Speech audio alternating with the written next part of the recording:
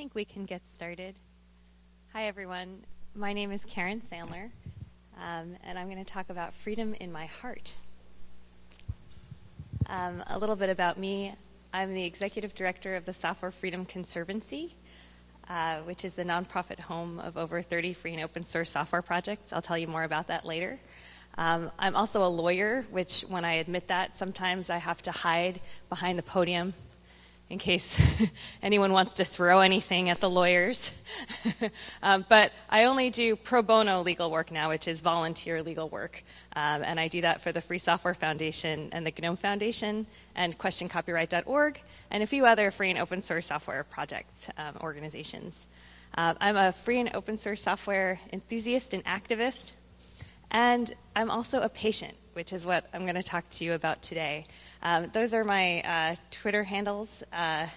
Well, mine is Karen with a, there's a little typo, but it's, no, it's right, but it's hard to see. It's 00 Karen 00. So if you want to tweet about how great this presentation is and how much you loved it, then you know how. And Conservancy is for the Software Freedom Conservancy. So, as I said, I'm a patient. I actually literally have a big heart. I have such a large heart, it is 3 times the size of a normal person's heart. It's a little bit of an exaggeration to say that. It's a very thick heart, so it's, it's kind of like stiff and it has some problems with it, but I'm fine and I have no symptoms. I am just at a very, very high risk of suddenly dying. The actual medical term for this is sudden death, which is not very encouraging. So it's like a 2 to 3% chance per year compounding, and I was 31 when I was diagnosed. So this risk compounding by the time I was 40 was very, very high and pretty scary, I have to say. But I went to see a doctor after doctor, cardiologists and electrophysiologists, and my doctors told me that I didn't need to worry because they have these devices. This is a pacemaker defibrillator, and that what that is it basically is implanted in your body and connected to your heart. And if you go into sudden death, which means that your heart, basically what happens is your heart beats so fast that it becomes inefficient, and it starts beating faster and faster and faster. And instead of actually beating, it's fluttering and not beating anymore, so no blood gets pumped. And the defibrillator shocks you, and suddenly your heart is beating again, and it's fine. It's like having people follow you with paddles around all the time, like in TV shows. So I liked the idea of that. When you go to see your electrophysiologist, if you happen to be in this situation, which is rare, I hope you guys aren't anytime soon, but when you go see your electrophysiologist, they have these devices in their desk. The medical device companies give them to the doctors so that they have them and they can show them to you when they tell you you need one. And they give them to you because they think that if you see how small they are and how light they are, how cute they are, I don't know.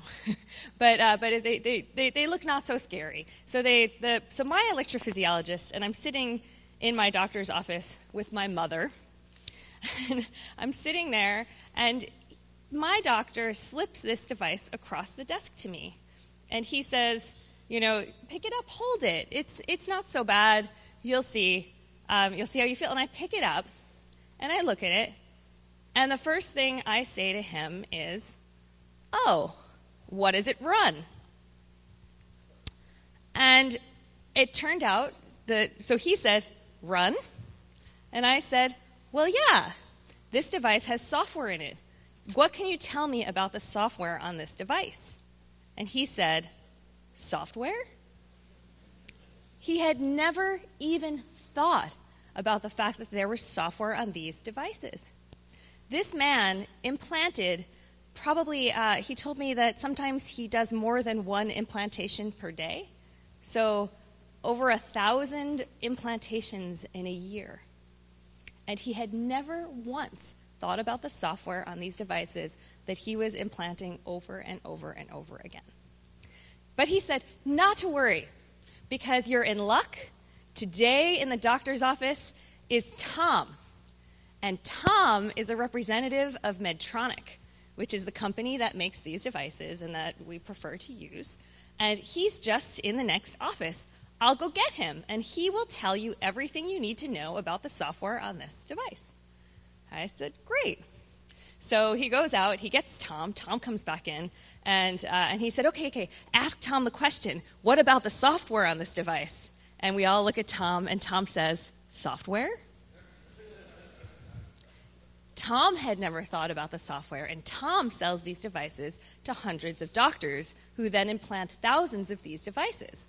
Tom said, don't worry, I don't know about the software because nobody has asked me in my entire time as a sales representative of Medtronic. No one has asked me. But don't worry, even though I don't know about it, you can call this hotline from Medtronic on the phone, and they'll connect you with people who will tell you everything you need to know. And my mother is looking at me like I have two heads. And she's like, why? Why are you even asking about the software on this device? The doctor says you need it. Don't ask any. Like, she's a very smart woman and very capable. So I don't want to make her sound like she's, she's stupid or anything. But because she's really not. But this is her daughter's health, right? And so she's freaking out. And she's like, don't ask any questions. Just get the thing you need. And I said, Mom, get off my back. I need to find out about this. Okay, so I call Medtronic, of course, and Medtronic, I get put into like a phone tree, where I call and I get different numbers and I get bounced around the company. And each person that I actually get to talk to says, oh, you want to talk to engineering, or you want to talk to patient relations, or you want, and I basically go all around the phone system of Medtronic without any success. I wind up leaving a message for someone who someone said was the right person, who was on vacation. Nobody ever got back to me, and it was very difficult. But Medtronic's not the only company. There are two other major defibrillator manufacturers, so I call them too, Boston Scientific and St. Jude Guidant. And I called them, and I had the exact same experience. Nobody could really tell me. Eventually, the closest I got was that people directed me to the Food and Drug Administration in the United States, the FDA website, where there's some material about some of the specifics of the defibrillator, but nothing where I could, for example, review the source code that was going to be sewn into my body and screwed into my heart. Bleak.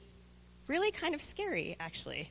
I put it off because, as one does when one is young, and the idea that I was really going to suddenly die seemed like really improbable to me. I just thought, oh, come on.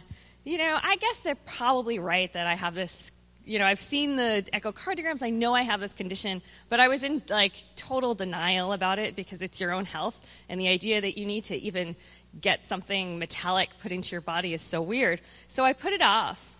But then what happened was that every time I would go somewhere or do something and not call a friend or my parents back, they would all be convinced that I had died. And eventually I went to brunch with a friend, and she said, so how's the heart condition? When are you getting the defibrillator? And I said, it really freaks me out that I can't see the software on something that's going to be in my body, so I'm thinking about it. And she just started to cry. And she said, this is not some esoteric issue. This is your health. You can't just put it off because of some abstract issue. And that was kind of a wake-up call for me.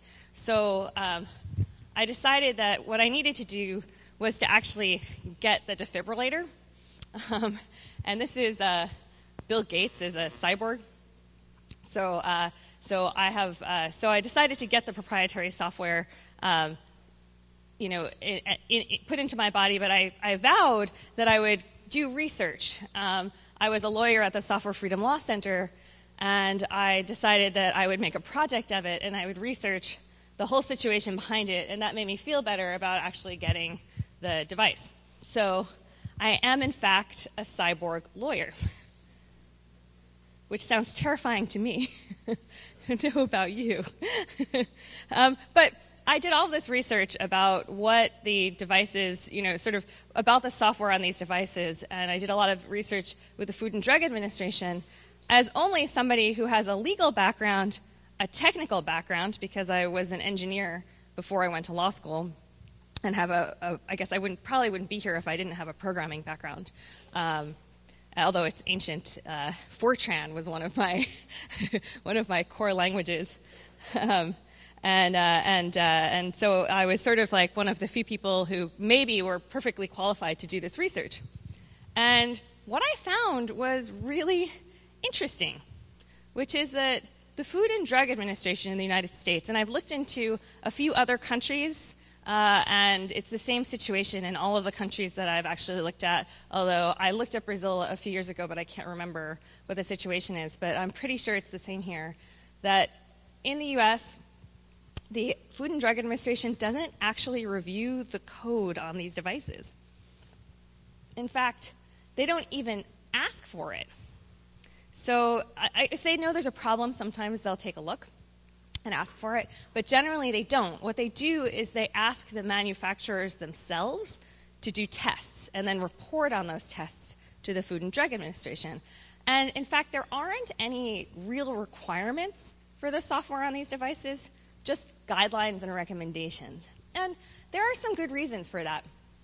The idea is that that each of these devices is a little bit different, and in fact, if they had requirements, they might miss something important because each of these devices is so specialized, and that in fact it's the manufacturers themselves who know the most about what testing needs to be done for it to be secure.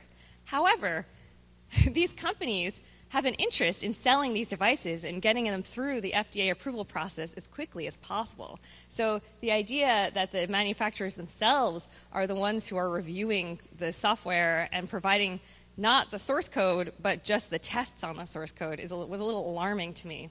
So there are no clear requirements, they're not reviewing the code, and because they're not even asking for the code, it means that they don't even have a repository of it. So they don't even ask for it. So if there's catastrophic failure at Medtronic or another of these medical device manufacturers, there's no public repository.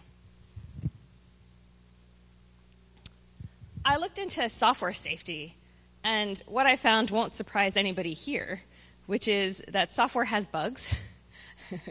The Software Engineering Institute estimates that about one defect is introduced for every 100 lines of code written. And there was this really interesting study that was done with looking at FDA recalls, so where the Food and Drug Administration required the company to recall the device because there was a problem.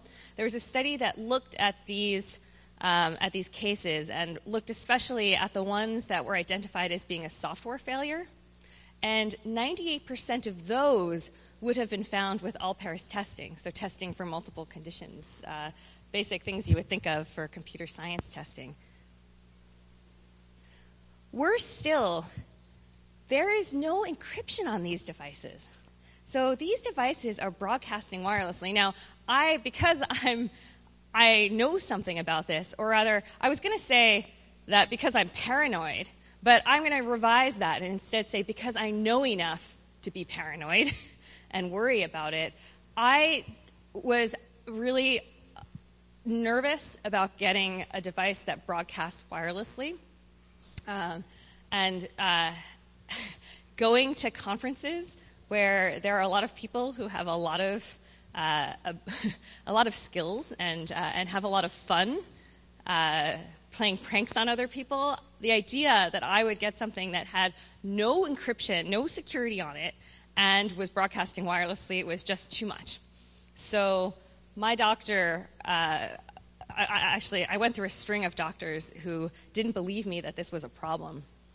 But I finally found one that said, I understand what you're saying. You need this device, but I understand what you're saying. So he called all of the local hospitals, and he found one device that was a few years old, that was still sterile, so it was still good enough to be implanted and still packaged properly, that uses only magnetic coupling and doesn't have the wireless component. So if anyone's here is trying to hack into my defibrillator, you're out of luck.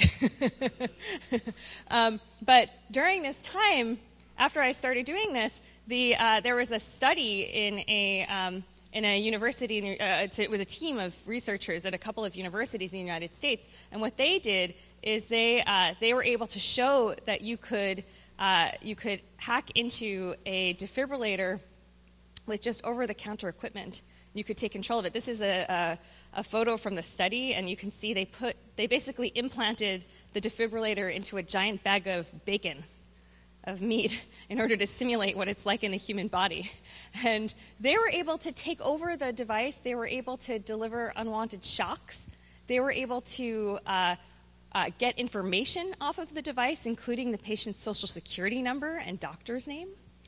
And they were able to simply put the device in test mode, which doesn't sound very scary, but what that does is it's constantly running little tests, which means that it runs down the battery of the defibrillator, which means that you run out of battery immediately. And the minute you run out of battery, you need a completely new defibrillator. So I've had mine since 2008. The minute it runs out of battery, I have to get surgery and get a whole nother one. And so it's completely unacceptable to have it run down. And basically it was vulnerable in multiple ways. After that, this guy was named Barnaby Jack, and he heard me talking about this. And he decided, so he was a really cool guy. He was famous for hacking into ATMs. So his last name was Jack, Barnaby Jack, and he would go onto an expo floor and plug his computer into an ATM and get it to shoot out money and get the screen to flash jackpot, because his last name was Jack. And so he was famous for that already, and he heard me talk about how worried I was about my defibrillator, and he decided to work on this too.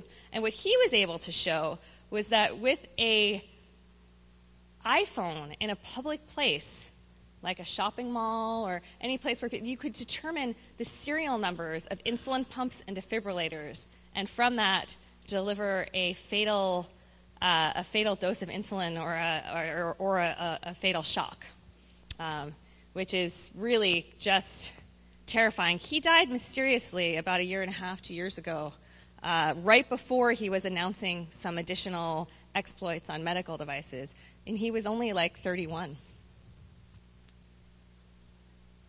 But what this all shows is what I think many people in the room already know, which is that security through obscurity just doesn't work. It's counterintuitive when you first get into, when you first start thinking about this. You think if I close my code, it will be harder for attackers to figure out how to attack. But it turns out that that's simply not the case. So the defibrillators that were being shown as being vulnerable had completely closed and proprietary source code, and yet they were completely vulnerable to attack. So, but keeping free and open source software is in fact a much better approach, and it means that when there is a problem, anyone can fix it. So security through obscurity doesn't work. So we need real encryption. Like, these devices have the worst of both worlds right now. Right now, they have closed and proprietary software, but absolutely no real security measures on them whatsoever, which is crazy. There's more security on almost anything than there is on these defibrillators. Now, there's a reason for that. They don't want to put too much on these defibrillators, because anything else that these devices do runs down their battery. So you don't want to have them do too much, because they won't last as long, and that's a problem. But basic security, it's crazy that there isn't there. However, with encryption, if we succeed and get encryption on these devices, then in the United States, there's a copyright law called the Digital Millennium Copyright Act, or the DMCA, which basically makes it a crime, a felony, to circumvent technological protection measures in order to, for any reason, even if that reason is lawful. So even if your research on the device is perfectly acceptable under law, circumventing encryption in order to do that is a felony. So that means that all the research that's been done to show that these devices are vulnerable would maybe not have been able to have been done. So I've been working, there's every 3 years in the United States, there's a process where you can file for an exemption to the DMCA. And they've been granted in the past for jailbreaking phones and things like that. And it's very difficult to get, and it's a really engaged process, but I'm part of a group of medical device researchers that is asking for that, because not being able to even research it just makes the situation much bleaker. But I've been talking a lot about medical devices, but it's not simply medical devices. A premium class car has a lot of code in it, right? Or any car has a lot of code in it now. But a luxury car has about 100 million lines of code. And if you think back to the Software Engineering Institute estimate of one bug being introduced for every 100 lines of code, 1 million defects, even if the vast majority of bugs are caught, that's a lot of defects. But this is a picture from the another study that was done of researchers at a university. They were able to show that they could take control of the car. There are a lot of different hacks that have been demonstrated. Check out, there's a really cool video online of the Prius hacks. And there's a reporter who's at the wheel, and there are these guys with their laptop in the back seat making the car do all kinds of crazy things while this reporter is at the wheel freaking out. It's really funny. But this particular study, you can see they controlled the dashboard. So they got it to print pwned by Car Shark. But you'll notice that the car thinks it's in park, but it also thinks it's going 140 miles per hour. So pretty scary stuff. And once you realize that it's not just your medical devices and that it's your cars, because many of us, I've never owned a car. I live in New York City, but most of us in the world rely on cars and take cars quite a lot. But it's a short walk from medical devices to cars, and then it's even shorter to other kinds of critical software like voting machines, which Brazil actually does quite well. I usually use Brazil as an example to hold up to other audiences of how it should be done. And stock markets, basically anything that we rely on for our life and society critical functionality. But now, everybody's talking about the Internet of Things, right? Where all of your devices talk to everything else. It's not a new concept. When I started talking about this, and I published a paper when I was at the Software Freedom Law Center, and when I was at a Usenix conference in D.C., there was a representative of the Food and Drug Administration there, this guy who is the head of cybersecurity at the FDA, and he was sitting there on a panel with me, and we each did our presentations, and I was so nervous because I thought, what if I get this wrong? There's the man who's supposed to know all of this stuff is here. And so I put up that slide of what the FDA doesn't do, and I said, correct me if I'm wrong, John, but the FDA doesn't do any of these things. And I gave my whole talk, and then at the end, he came up we were supposed to do a panel, and we came up for the panel, and he said, well, everybody thinks the FDA should be doing all these things that we're not doing, but we're a small agency, and we simply don't have the resources. And he stopped in the middle of what he was saying, and he looked at me, and he said, oh, but you're not saying that we should be doing it. You're saying the public should be doing it. This is a great idea. But the talk after our panel was a woman who was developing an application for an app for an iPhone where diabetes patients can look at their phones and put in their exercise regime and put in their diet, what they were eating, and then it would give them a lot of information about their insulin and their blood sugar levels. And all of a sudden, your Apple iPhone is talking to your defibrillator, right? And we are now in a world where everything is talking to everything else. We're using our phones for everything. Everything is connected. And we are only as safe as our weakest link. In that car study, when cars are being taken over remotely, they don't go straight for the brake system, right? What they do is they go through the entertainment system or the wheel maintenance system. And so it's these systems and this software that we think is not critical, we think is not that important to us, that the companies that are manufacturing them don't put a high priority on security. And as long as they're talking to other pieces, those are the parts that that become extremely vulnerable. And we don't even know the extent of what all of this communication is, which means that we don't even know what our life and society critical software is. It's basically everything, and that is terrifying. So, where your life could rely on just about any software that you use, do you want to rely on software you can't look at? I know I don't. Basic security principles dictate that it's just simply not safe. Free and open source software has all the benefits that everybody here already knows, or you wouldn't be at Feastley. That you can independently assess the risks, and that you can patch it more easily. That you no longer, and this is the point that really gets me about the medical devices situation, is that we're not reliant on single manufacturers. Why should I not be able to hire another consultant for my own health? Why do I have to rely on a single company because I bought their device? It doesn't make sense. If you told me that I could only use one doctor and never change doctors and never switch that doctor, I would say that was crazy, outrageous. No way. What if that doctor sucks? I'll want a different doctor.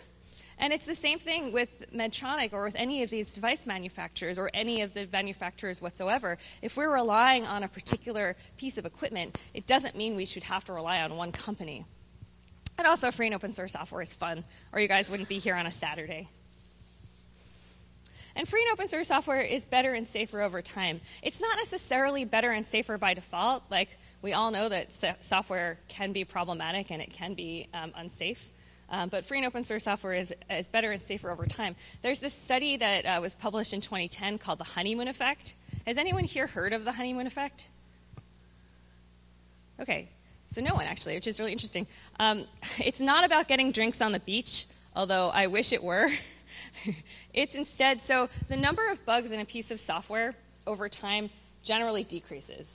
There's like a little uptick at the end, but if we were to look at that graph, it's as you would expect. As software goes along, people close bugs and we fix things.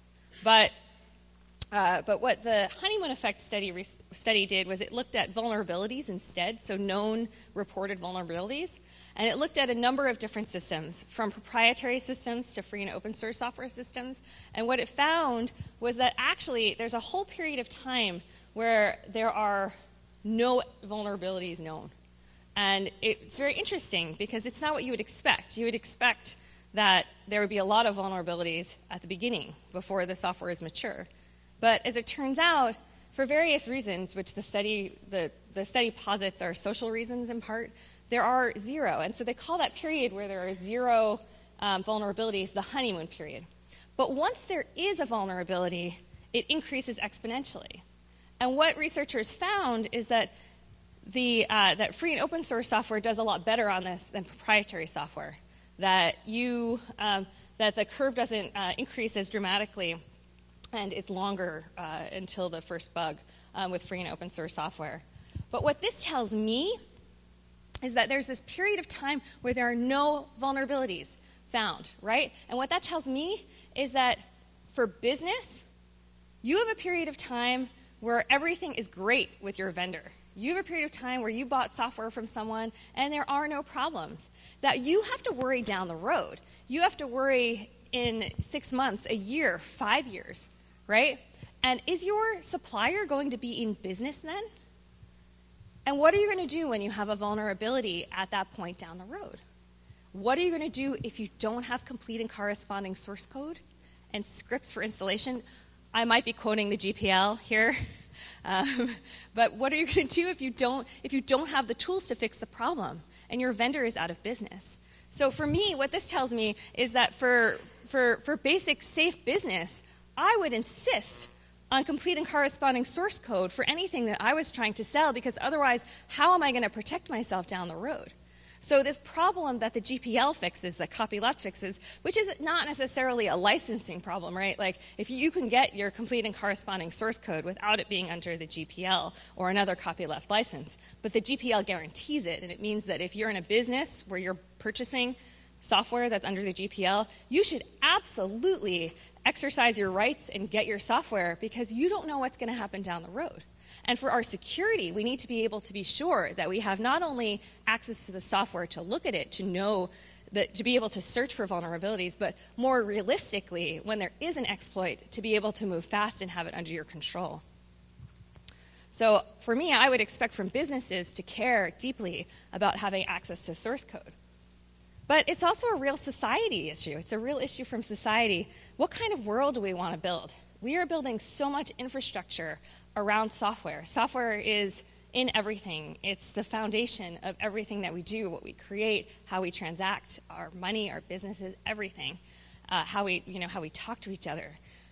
And do we want to be building on proprietary solutions? Free and open source software is pretty much in everything. It feels like open source has won, but it's really open core that has won. It's really free and open source software is at the base of everything, and all of these companies are building proprietary pieces on top of it. And the shift by companies to really push for non-copyleft licensing takes us away from this, and we are starting to see the results of what happens when you have companies steering non-copyleft projects and where the community starts to lose its rights.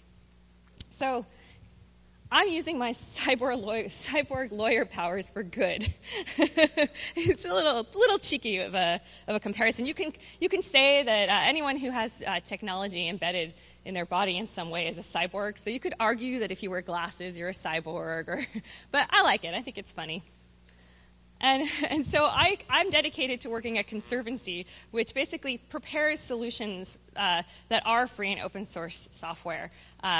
Probably, if you're here, you have heard of or used a lot of our projects like Git, Samba Wine, PHP My Admin, Selenium, Sugar Labs, which is the software from One Laptop Per Child, and Twisted. We've got, I can't name them all. BusyBox is in a lot of stuff.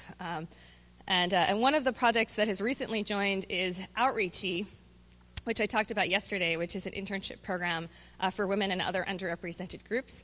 And I highlight this because the Software Freedom Conservancy is a charity, and we're concerned with the ethical problems in free and open source software. We're very pragmatic. We don't want to necessarily talk a lot, and we're a very lean organization. We're only a few employees. But we want to support solutions that are extremely pragmatic and really try to solve the problems that we have.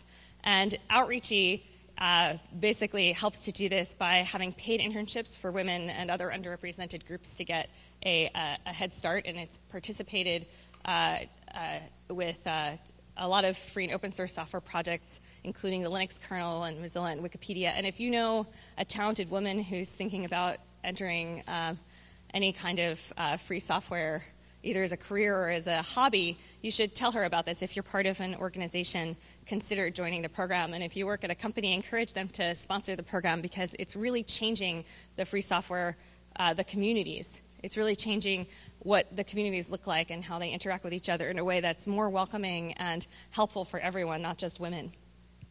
Another one of CONSERVANCY's main projects is the GPL compliance project for Linux developers.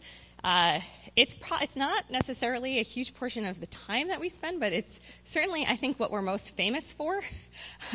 So this is Christoph Hellwig, and we funded and supported a lawsuit for him to sue VMware in Germany.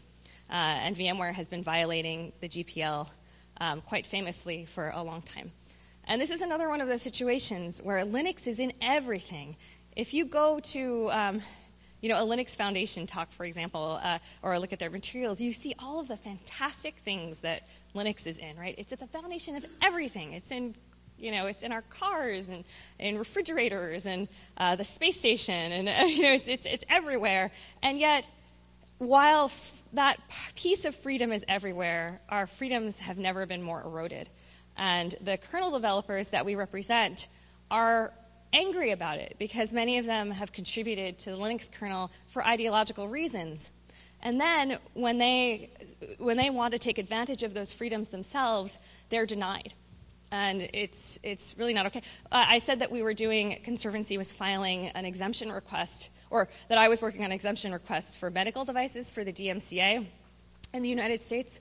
Well, there's another one that Conservancy is working on, which is for smart televisions, because smart TVs have the Linux kernel in them, a lot of them, and they also have DRM in them so that you can't then modify the software on them. And what's really terrible about it is that these TVs are shown to surveil. They have microphones in them so that you can say, switch to channel 52 TV, and the TV switches to channel 52. But because of that voice recognition software, it's basically recording and listening to everything that you say where you have that TV on the wall. And what we found out is that some of these companies, at least one, is transmitting that information to third parties. So literally 1984, where your TV is spying on you. And it's Linux that's inside, and because of these technological protection measures, because of this DRM, we can't even get access to the software, which would allow us to turn off the surveillance. So getting a hold of and preventing the GPL violations and encouraging copyleft gives us tools where we can take control of our technology and our lives. And so in this particular suit is interesting because it's the first lawsuit that I'm aware of that's filed basically to focus on what is a derivative work, which is really important, and it will hopefully give us some, it's just one lawsuit, but hopefully it will give us some insight as to how courts interpret the GPL.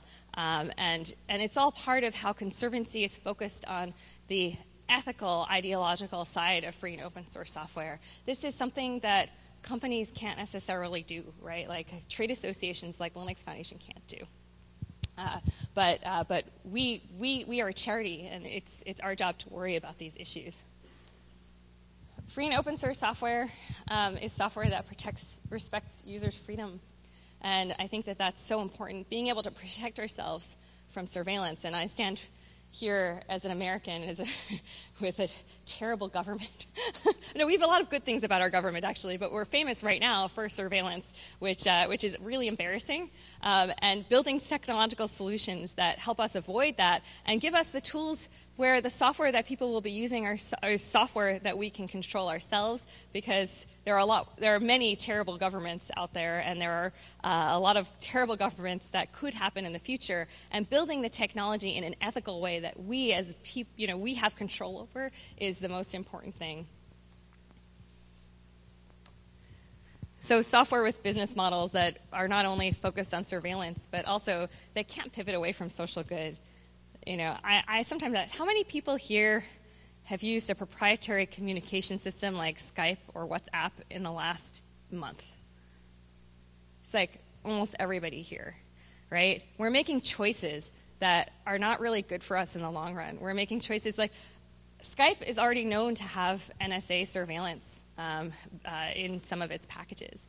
So we know that this is happening, and trying to support, I know it's not easy. I don't use any proprietary software if I can possibly avoid it. I use almost all free and open source software. I have proprietary software in my defibrillator, and I have a little bit of my camera, and I very occasionally have to turn on proprietary JavaScript in order to get some things done when I have absolutely no choice.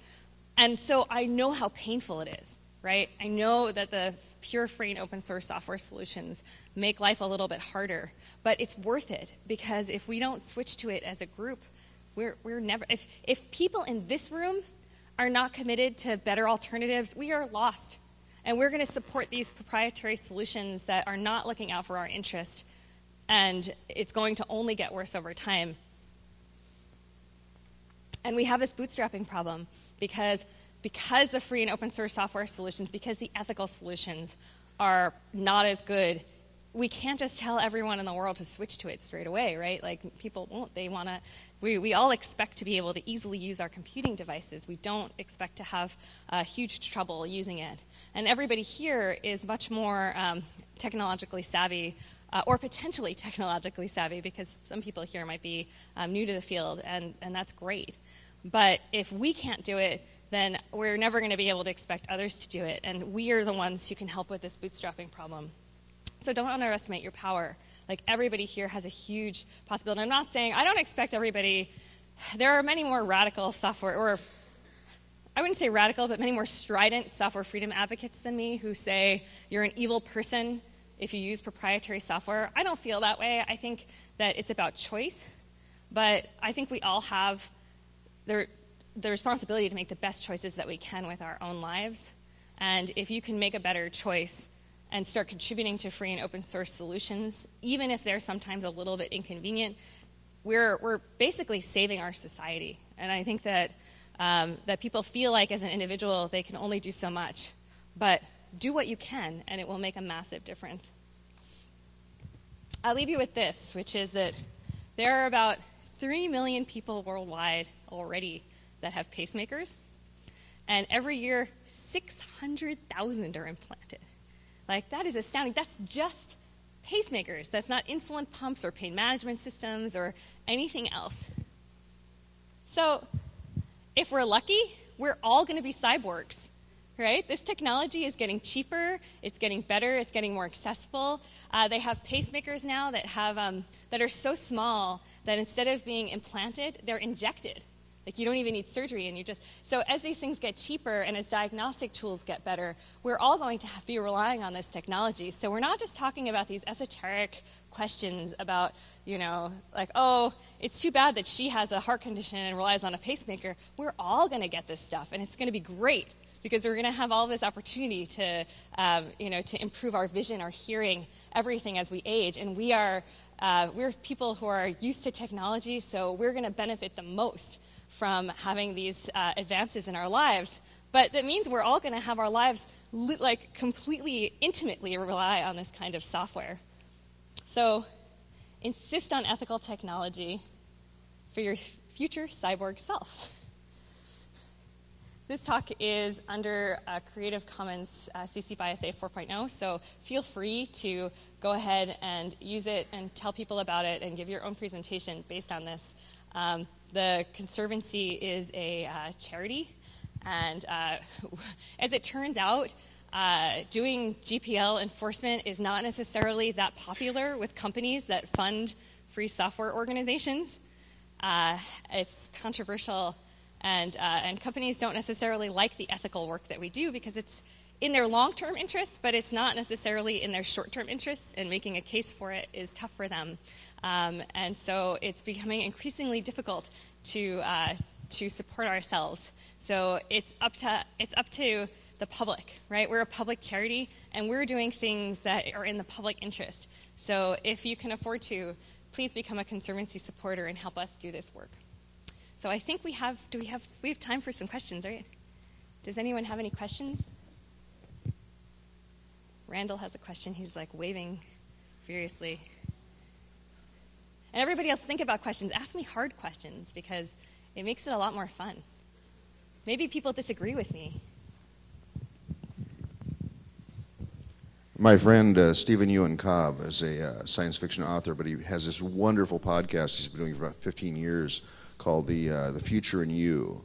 And he interviewed me about, I think, 10 years ago. And one of the questions he posed to me was, if you had some device that you could implant in your brain to make you smarter, what would you think about that? And I said, absolutely, I would not get that. And he was shocked, actually. You could hear it in the interview, because he couldn't understand that I wouldn't want something implanted in my brain that could possibly be hacked. And I know there's nothing that's unhack-worthy, and there's nothing that's unhackable. And I said, and also it'd probably likely run Windows, so I probably would not want it anyway. But he was shocked about that. And I have quite a good relationship with him, and so every time I saw articles in newspapers and stuff, online, sorry, I don't read newspaper, but I saw articles on Wi-Fi hacking of pacemakers and things, I sent it to him and said, I told you. And he says, yeah, you did tell me, yeah. So, but your story, again, is so relevant to that, and I appreciate you being open with us about that. But yeah, I don't want things in my body that I can't control, and I don't want things in my body that are hackable. And I have yet to see the device that's not hackable. Yeah, that's basically it. Every piece of software will have bugs, and everything will ultimately be vulnerable. And you sort of make the choices that are right for you. The 30% chance of dying within a decade was too high for me to take that risk. And I think that I would rather see than not see, right? And I would take that risk. I would rather hear than not hear. And these are the choices that we're going to make. I'm a little bit flippant about if we're lucky we'll all be cyborgs, but as we age, we have major problems that we're all going to need to be addressed. And it's true that that anything is hackable and everything is vulnerable. But the thing that gets me is that you can make that quick distinction of I don't want anything in my body and I don't want anything connected to me. But we are so outside of our body, we are so connected to our technology that we are made vulnerable every day based on software that we think is trivial. And that's what really gets to me. Well, our brain is hackable already. That's what I want to say. But my daughter has a question. She wanted me to ask you whether you get any trouble getting into planes and stuff because of the interference with your hard device, and if so, how do you get around that? That's a really good question. So there are several ways in which traveling is difficult if you have a pacemaker defibrillator. If you're a cyborg, there are some ways that traveling is difficult. And one of those is just that airport security is harder. And I try to avoid the machines that scan you because they're not as well tested as they should be, and there are privacy issues sometimes with respect to them. So I always ask to get pat-downs instead. And it turns out that when you start doing that, you learn all of these amazing things about how airports work and how our society prioritizes things. There are times when I know that I just get sent through because I'm a white woman. And it's very easy for me to, people they look at me and they say, oh, you're not a threat. You go through. And there are other times when people tell me, security agents in the United States have told me, just tell them you're pregnant. If you tell them you're pregnant, no one's going to question that you don't want to go through the machine. I sort of what? What are you talking about? If it's not safe for pregnant women, it's probably not safe for anyone. And for me to be it's really weird. But this technology is vulnerable on planes. It turns out that cosmic rays will interfere with the pacemakers. So a lot of travelers, or not all, but some travelers find that when they're on planes, the cosmic rays, depending on the route they fly, can totally disrupt their pacemaker. So I don't use the pacemaker functionality, I only use the defibrillator, but people who use the pacemaker sometimes start to feel very ill on planes. So if anybody here has a pacemaker and you start to feel ill on a plane, it could be because the cosmic rays have reset your device. So your device is now in manufacturer's mode as opposed to tailored for your specific needs. And as soon as you get off the airplane, go to a hospital because you can get reset. So yeah, it's weird because you wouldn't think that something like cosmic rays would impact these devices, but they do. Does anybody else have questions about hacks and how vulnerable we are, about how do I possibly live using only free and open source software as much as possible? Am I too much like RMS? What? Oh, well. I think RMS is pretty cute. Okay, well, thank you. I'll be here, and feel free to ask me questions. Thank you so much for listening.